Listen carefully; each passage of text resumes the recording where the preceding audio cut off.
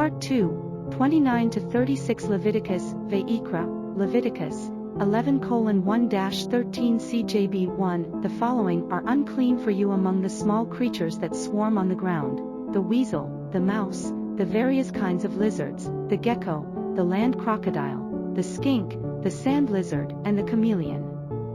They are unclean crawling creatures. Whoever touches them when they are dead will be unclean until evening. Anything on which one of them falls when dead will become unclean: wooden utensil, article of clothing, leather, sacking, any utensil used for work.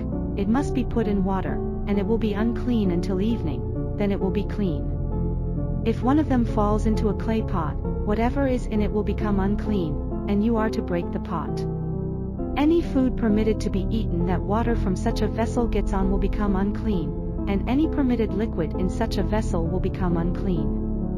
Everything on which any carcass part of theirs falls will become unclean, whether oven or stove. It is to be broken in pieces. They are unclean and will be unclean for you, although a spring or cistern for collecting water remains clean. But anyone who touches one of their carcasses will become unclean.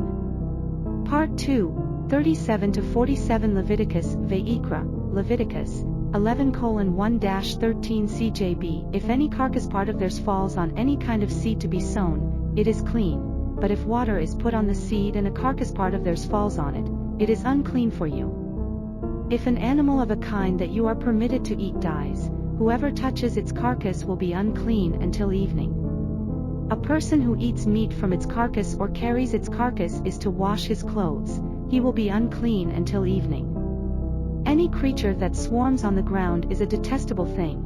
It is not to be eaten. Whatever moves on its stomach, goes on all fours, or has many legs. All creatures that swarm on the ground, you are not to eat them, because they are a detestable thing. You are not to make yourselves detestable with any of these swarming, crawling creatures. Do not make yourselves unclean with them. Do not defile yourselves with them. For I am Adonai your God. Therefore, consecrate yourselves and be holy, for I am holy, and do not defile yourselves with any kind of swarming creature that moves along the ground. Maftir, for I am Adonai, who brought you up out of the land of Egypt to be your God. Therefore you are to be holy, because I am holy.